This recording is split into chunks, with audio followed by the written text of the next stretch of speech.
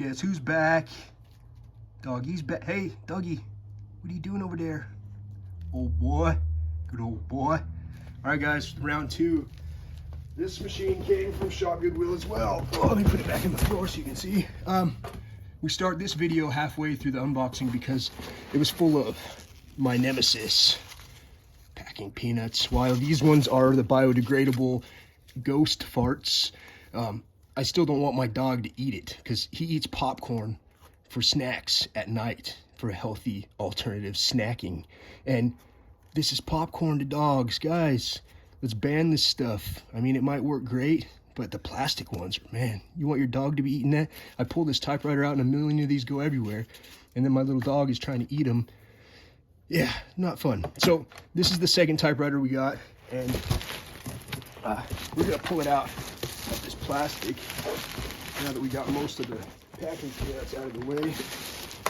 Just unsheath that box out of here.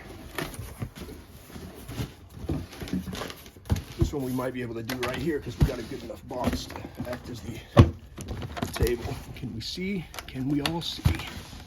All right. So you guys watched the last Shop Goodwill unboxing video. That was a Dresbold console 221 or a 224, 224, excuse me. Yeah, 224. Now this is its older cousin. Let's pop it open. Oh, look at that. That's good of Shop Goodwill. I've never seen them do that before. They took some care in that. Oh, not liking to see that. Lid popped off, but it happens. We'll just go ahead and toss that back on for now to make sure everything is functioning like it should. Yep, okay.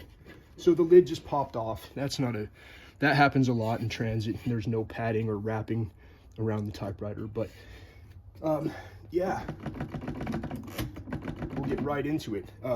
Commodore, remember I was telling you guys that Canada did console machines rebadged in their own Commodore logo to bypass the whole Eastern Bloc situation with the Cold War.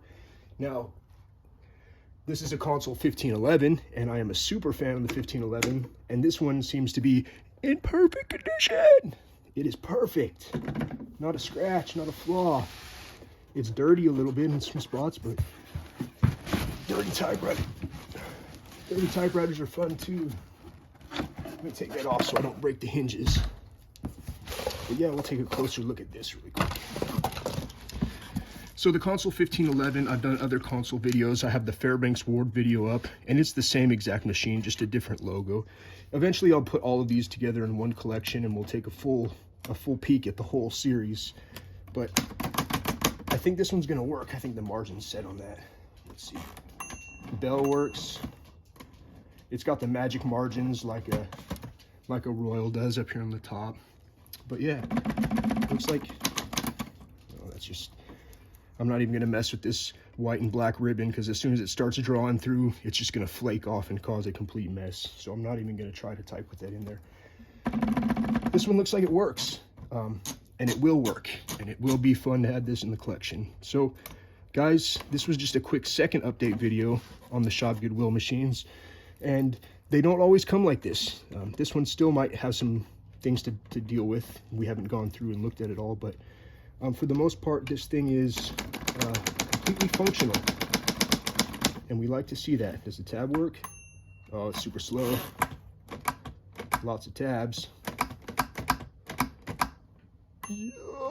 Yeah, it just needs some clean and lube and get that tab brake oiled up so it actually has some lubricated friction. But guys, that's it. More typewriters. Stay tuned.